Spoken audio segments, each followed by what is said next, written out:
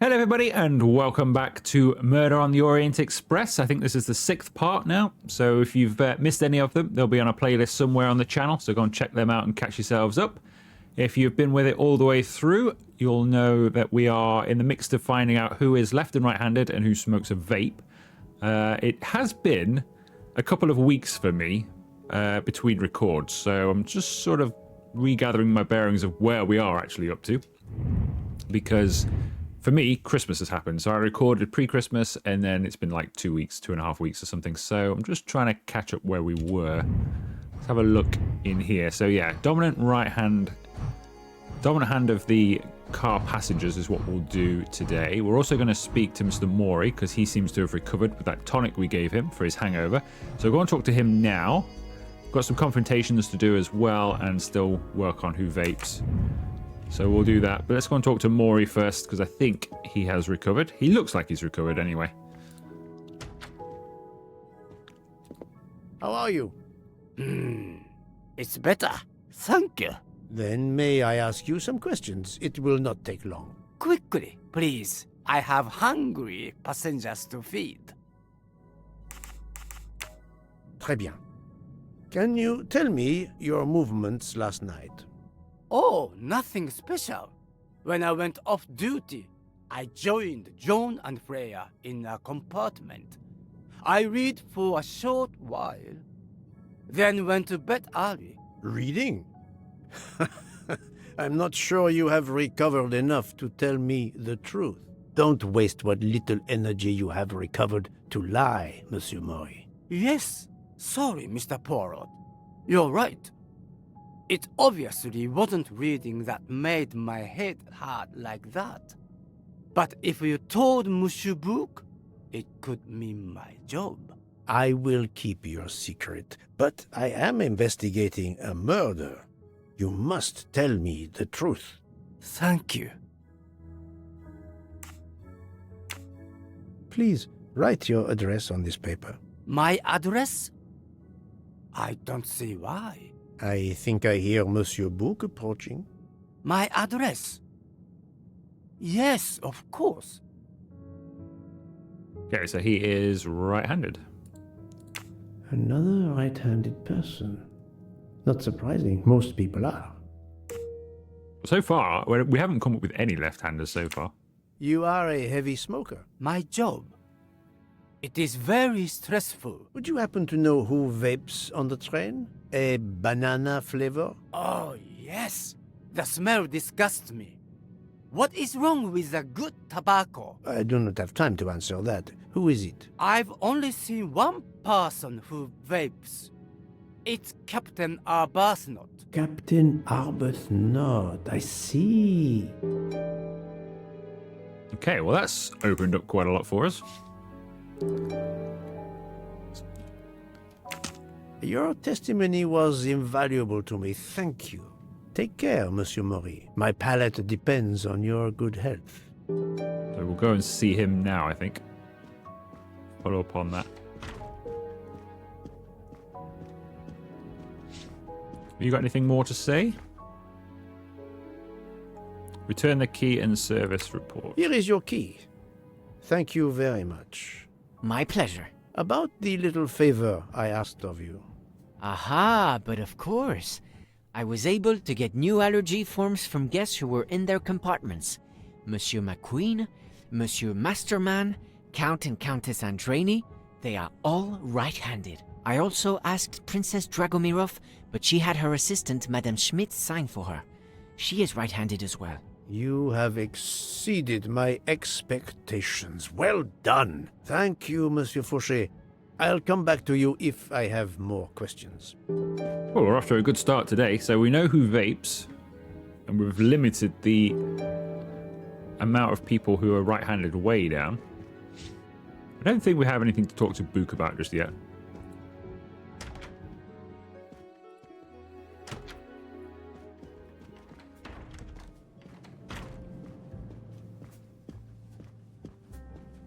I did notice, so these people, we've looked at these people before. We know they're all right-handed. But I did notice there is a thing in here somewhere for ticking them off, I think. Yeah.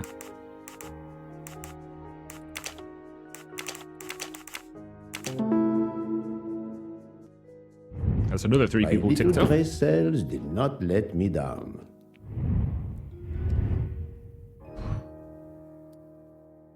Alright, so I think we'll go and interrogate Arbuthnot, because I think that makes the most sense from here. Here we go. Hopefully he answers the door this time. Captain Arbuthnot, I know that you are the only person on this train to smoke e-cigarettes. We found a vial of e-liquid at the crime scene. Will you talk to me about this, or should I pass on what I've learned to the police? All right. Come in if you must.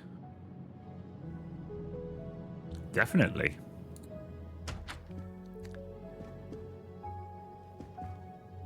Let's have a snoop around before we talk to him, just in case there's anything. I don't think there is. I have just a few questions for you. Very well. Let's hear them. Well, let's get him to write his address Could you first. write down your address here, please? My address? If you insist. Right-handed? This man is right-handed.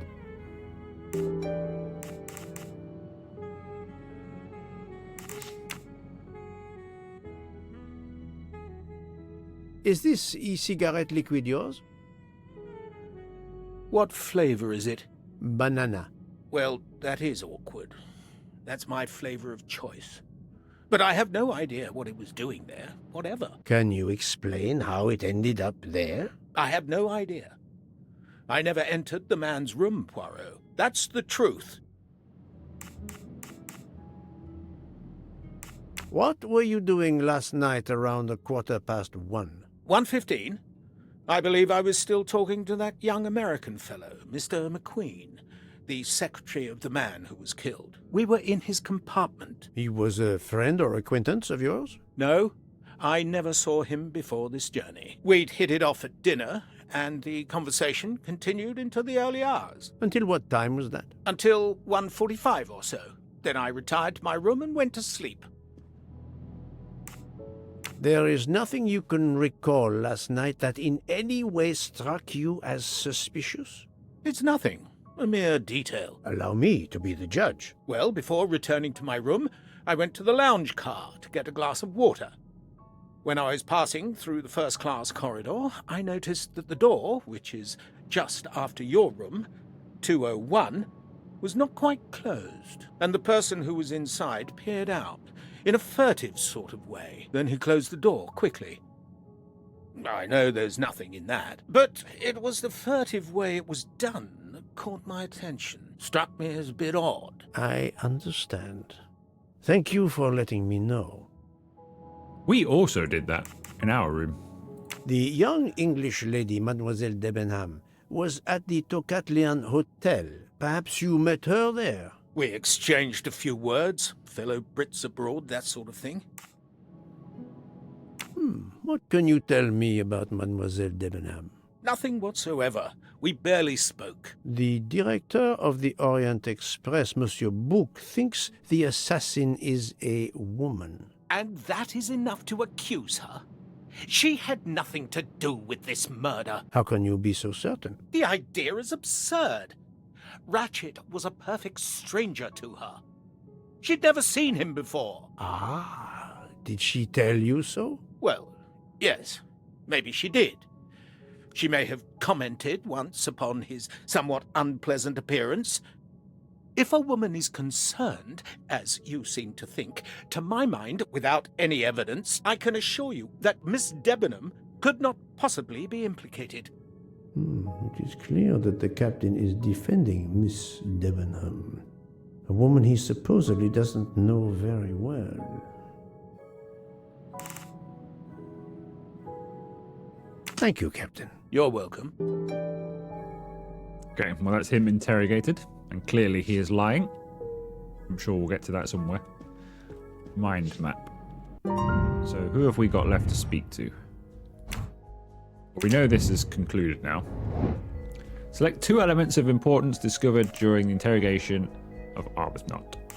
So he is the only person, and that's his vape, but he doesn't know how it got there. And yeah, we know that to be true as well. So they have an alibi.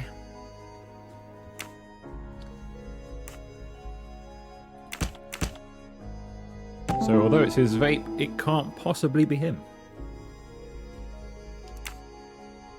Captain Arbuthnot is the only passenger to smoke an e-cigarette. Even if this liquid in Ratchet's room is a solid clue, he has an alibi. I cannot accuse him without any other proof. Et voilà. So we've got work to do. Okay, what else needs doing? Interrogations and confront Miss Olsen.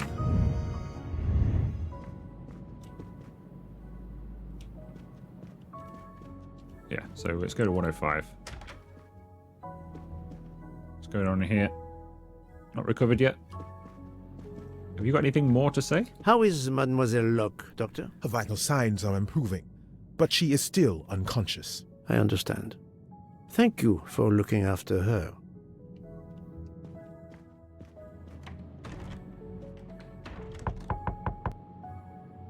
Pardon this intrusion, Mademoiselle Olsen, but something you told me earlier confuses me. Oh, please, come in.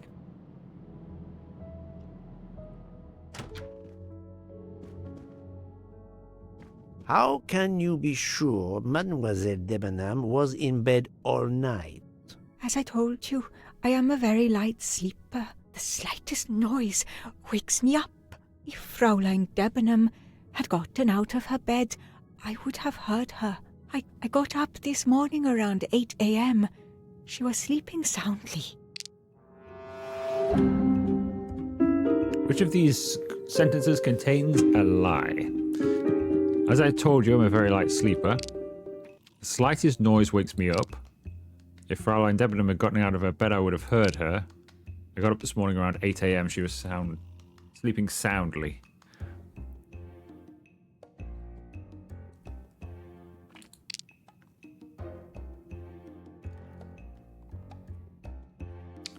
Well, I mean, the first 3 kind of all mean the same thing, don't they?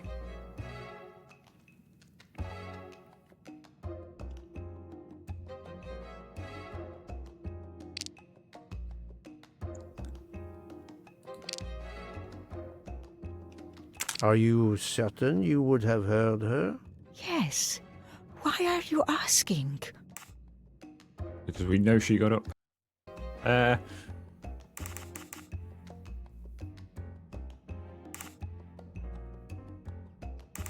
Mrs. Debenham woke up at 5 a.m. The train stopped. I mean, why wouldn't you have heard the train stop?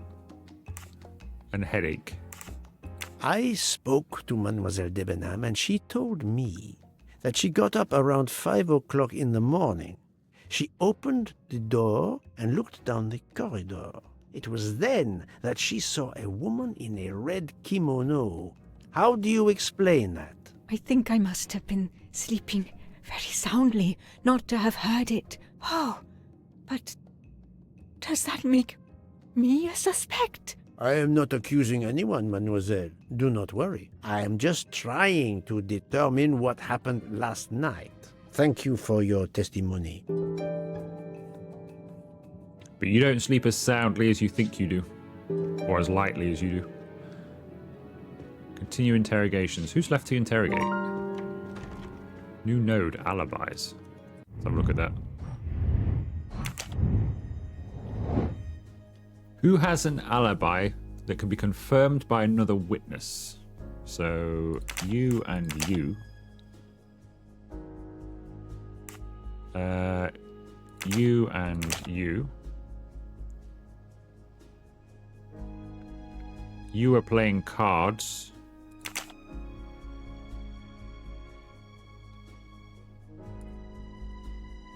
You weren't playing them with Miss Hubbard, though.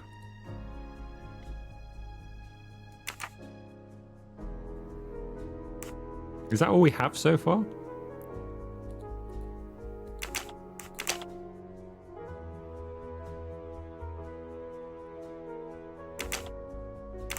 This is wrong. No, that's not right. But I'm never far from the truth.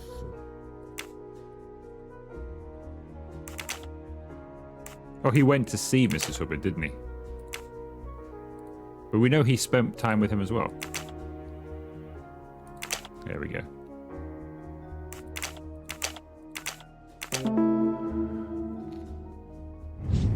That was easy. Mr. Michel has several alibis. Report to Book. I guess we can do that then. Is that it? Have we interrogated everybody? I think we have. I think that cleared off, didn't it? So we just need to go and talk to Book.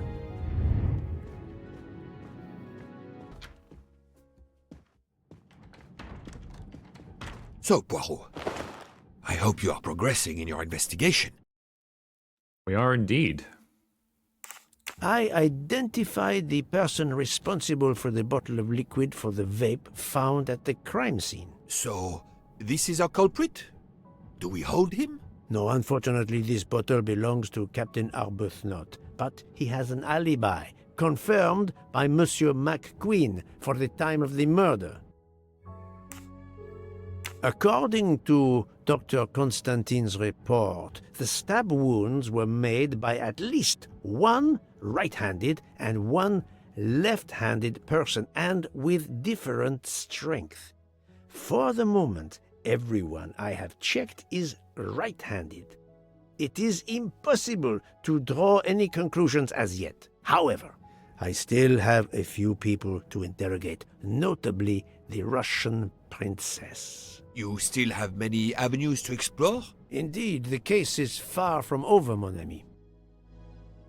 There is no trace of the murder weapon on the train, as yet. The killer could have hidden it anywhere. It must be somewhere. Indeed, as you say, it must be somewhere. Monsieur Bouc, Monsieur Poirot. Michel, calm down. But it's Mrs. Hubbard. She says she found the murder weapon in her room. She's very upset. Let's go, Poirot. Go. Kicking off now.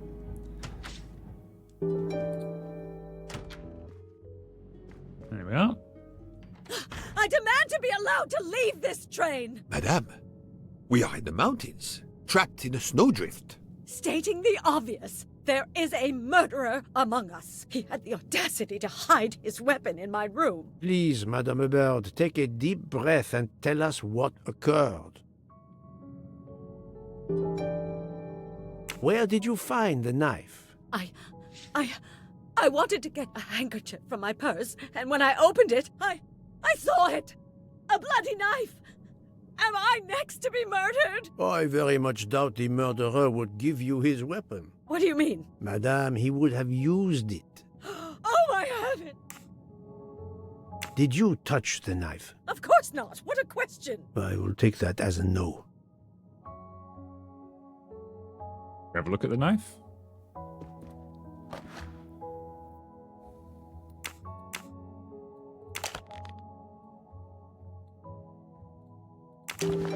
Is this knife the real murder weapon, or is it a red herring?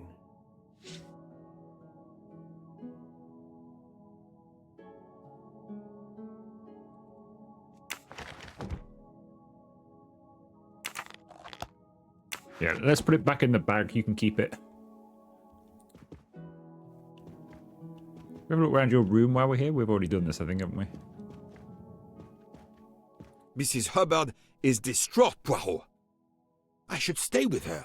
Please go on without me. I have every right to be distraught. Thank you, Mr. Bouc.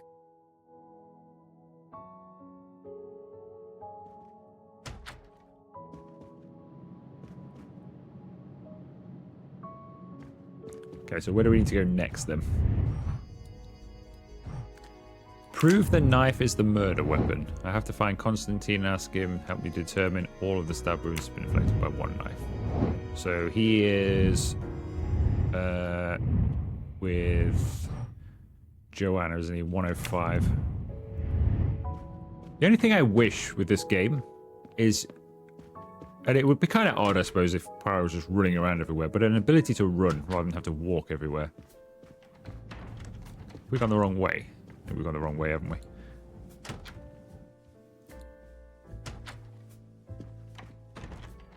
Yeah, if you could just run down these corridors, because it actually takes quite a while to get from one end of the train to the other.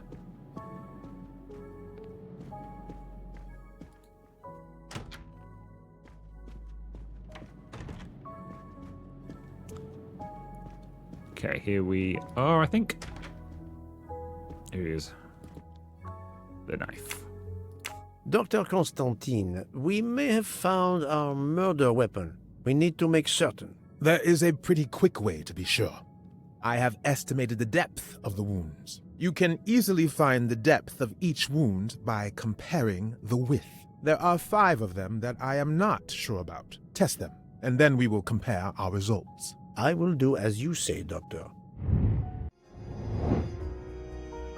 I must compare the size of the wounds to the width of the knife blade.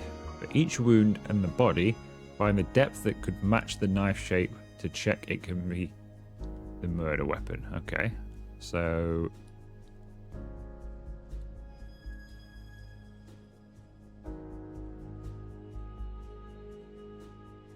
how do we know how wide that is? Depth 1. Alright. What am I supposed to be doing here? I can slide this up and down. But how, I don't know how big this is. It doesn't say.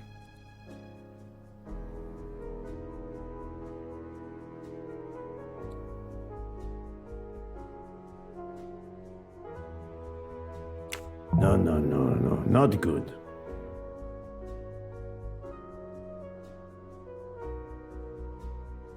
I mean, it looks like it went in all the way, really, doesn't it? With the amount of blood on it. I must admit I'm not right this time.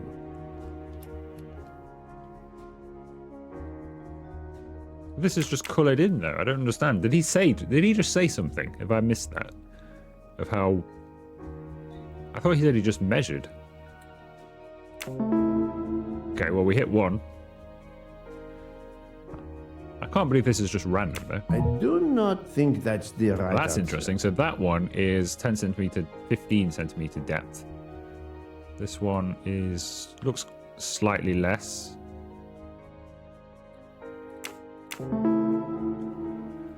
That one looks slightly less again because it's less open. This is wrong. Well, maybe it's But the same. Hang I'm on. never far from the thing. No, Definitely not that one. not good. Yeah, that's even. Think, Poirot. That is not a good answer. I do not. I really don't think know that's how we're the supposed right to know answer. this, though. I must be missing something here. Because at the moment we're just purely My guessing. little grey cells did not let me down. What do you think, Doctor? Is this knife really the murder weapon? There can be no doubt. You found the same depths as the estimates I made during the preliminary autopsy. I can assure you that you hold in your hands the weapon that took Ratchet's life. Oh, Joanna's come around. Thank you.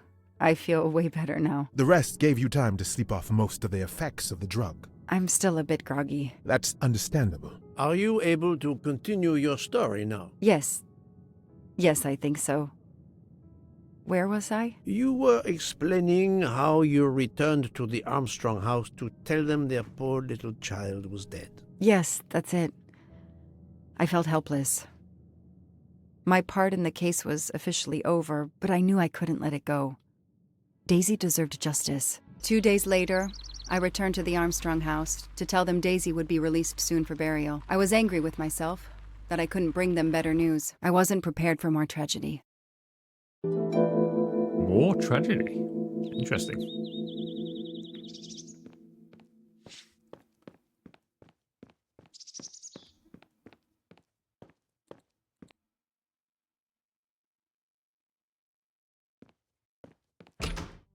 Hello, Miss Moreau.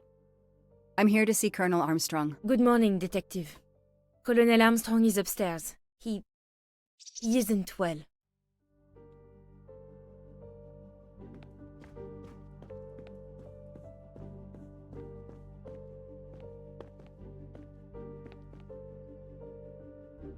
Room is theirs. Is it the one on the end here? Or is it this one? There he is. Good morning, Colonel Armstrong. Is your wife here? Here? No, Sonia is not here.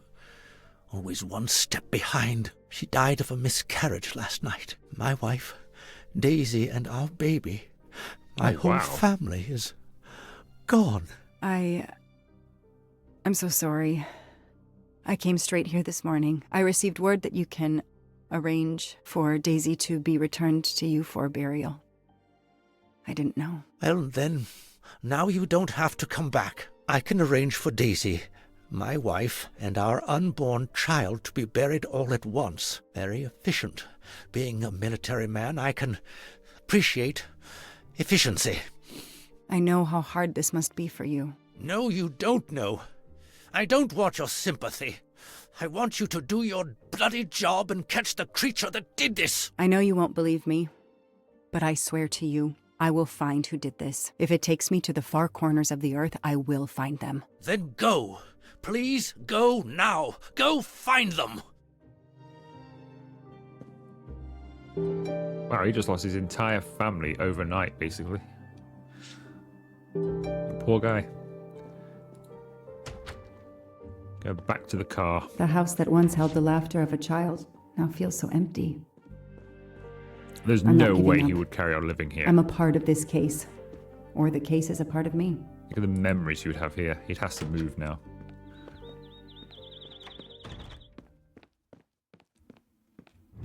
It said something about mind map as well, didn't it? What's this? Oh, let's just go back to the car. That's all it says.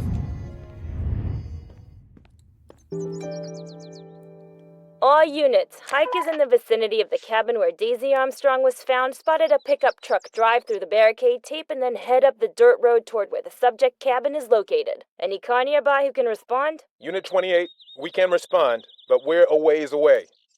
Dispatch, this is 11.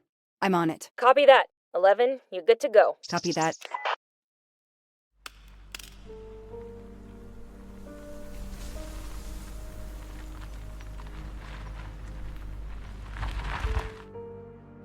Okay, there's the pickup.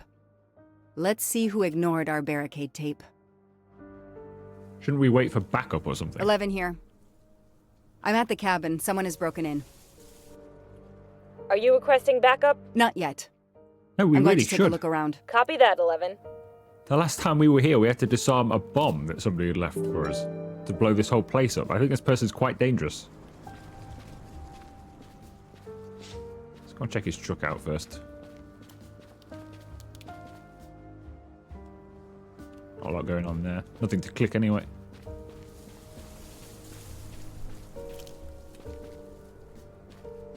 Somebody ignored the barricade tape. Footprints.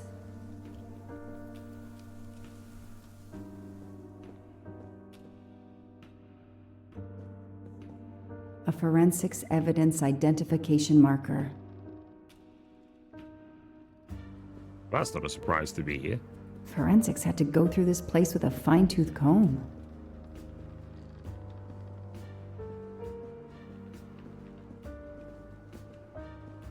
He's not here. That's where I found Fluffy. Daisy's special toy. We're gonna have to I hope we all of returned him these. to the family. 3/8/92. Oh, when the poor deer was killed.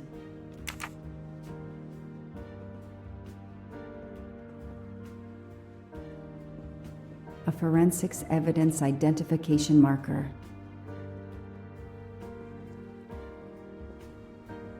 Duct tape to silence Daisy's screams. Damn it, Daisy. I will find whoever did this to you.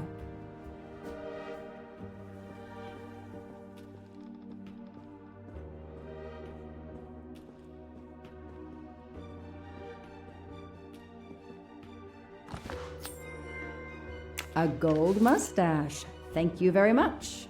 That sounds a bit cheerful for what we're investigating. What a horrific murder that happened here. But oh look, a golden mustache. I think we've clicked everything in here. Maybe we're going outside.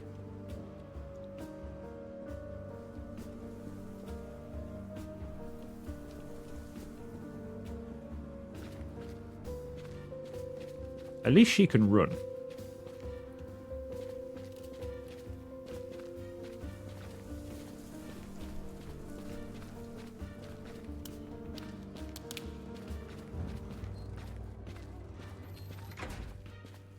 Wait, what was that?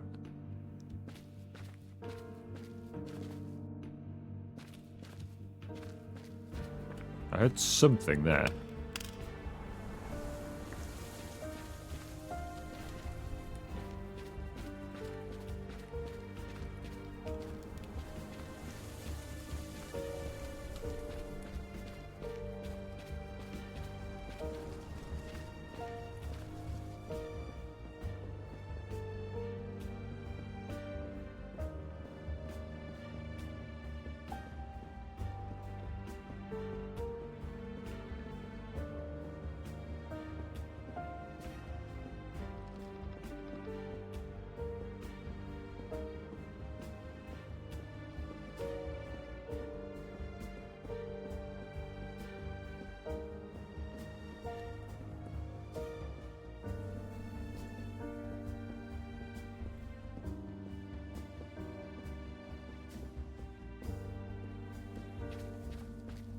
Aha, we can get in this car. An individual has entered a police-secured area. I have to stop him first. Or maybe we can't. This is weird. I can't see anybody here at all. I heard something when we came to this area before. Aha.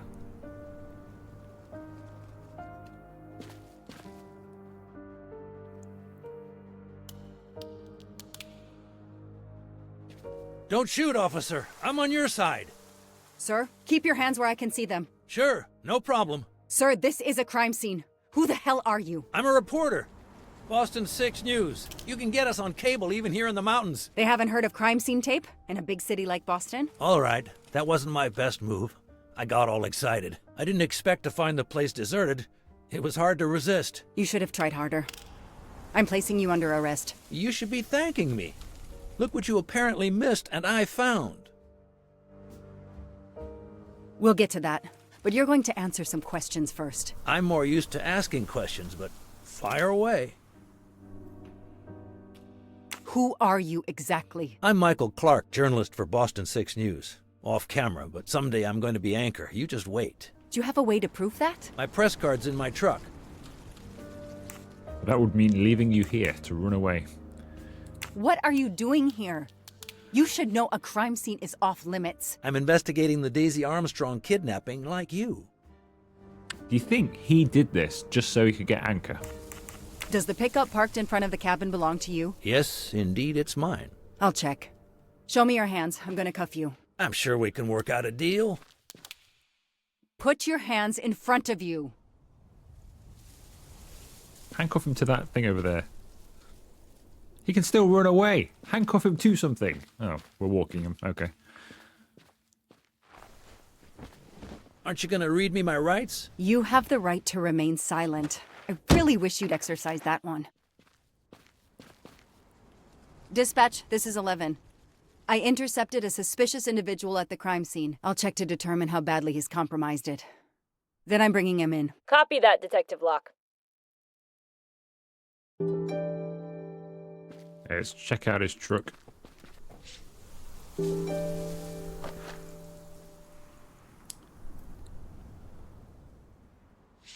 Clark's press card, and the phone number of the newspaper is on it. Ah, good. I can give them a call.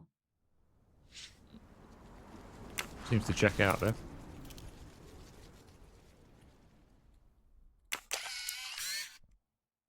Oh, look who you've been photographing.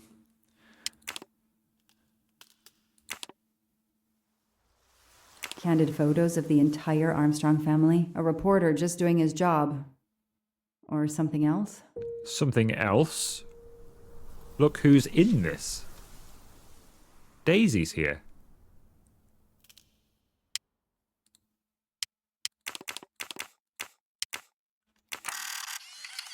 I'm calling it now. He did all this just so he could break some news story or something.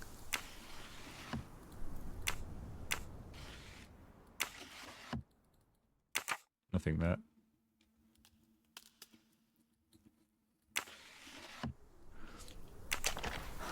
Car keys in the sun visor. A classic hiding place. Well, at least on TV.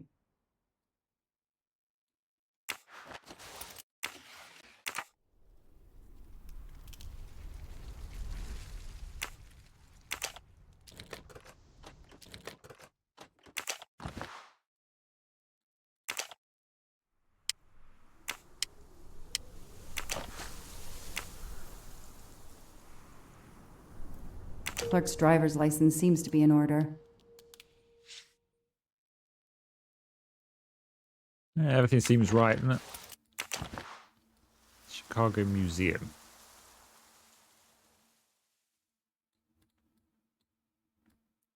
I can't do anything with that, but we might have to remember that for later.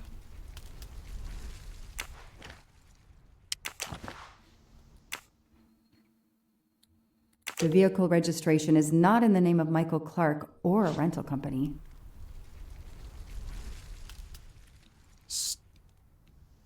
Stephen Baker. Cottington, Massachusetts. See whose car this really is then. What we got here? Telephoto lens. Not so surprising for a journalist. We already know he took photos anyway. I think that's it for the car.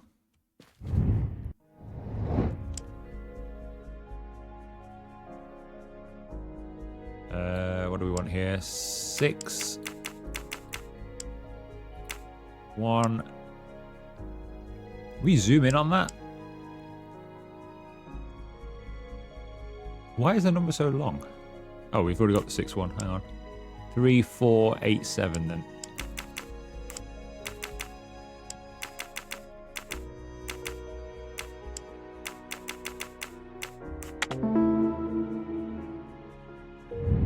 That is a great detective job.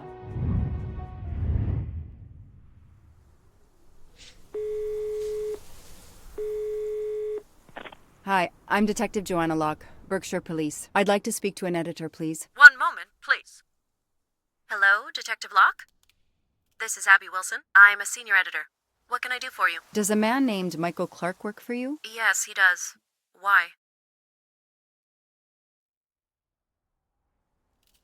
When was the last time you heard from him? Oh, it's been at least 7 or 8 months. That's not unusual. It's kind of weird if he works at the paper though, isn't it? What kind of stories does Mr. Clark write? Mr. Clark is an investigative reporter. Mostly crime stories, to tell you the truth. He comes up with some pretty macabre stuff some of the time. Is there a problem? Or a story? Do you remember what the last case he investigated was? It was a murder case. The victim was a millionaire named James Miller. He was called the Frozen Fish King of Gloucester, Massachusetts. His body turned up in one of his nets. Or, rather, most of it did. He works in the field? Yes, Michael Clark is what we call a stringer.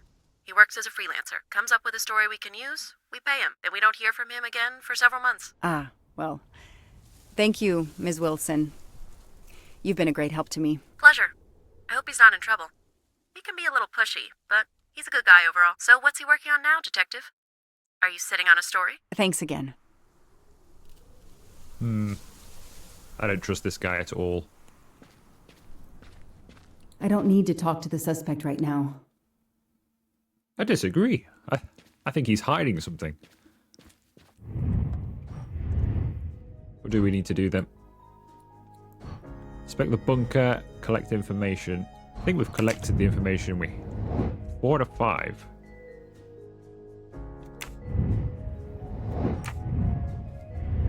So there's something else in here. Yeah, I guess there is. This outline is the same shape and size as the gasoline can.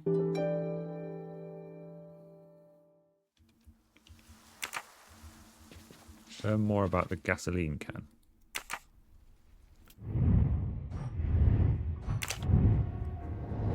I need to check out this gas can. It might contain a connection between... Okay. So if that mark appears in the house, maybe? Specifically over here somewhere? Forensics had to go through this place with a fine-tooth comb. Probably not there, but it's all down the bunker. I'll just check, just in case he brought it inside at some stage. It doesn't look like it, though. Let's go and check the bunker out. Although I think we might do that in the next part. Okay, so I think we'll leave it there. And we'll pick this up in the next video because I'm not entirely sure how long it's going to take to get down that bunker and check it all out. So so we're not interrupted while we're doing that. I will do that next time. So if you have enjoyed this part, make sure you leave it a like. Consider subscribing to the channel if you haven't already. And I will see you for another video very soon.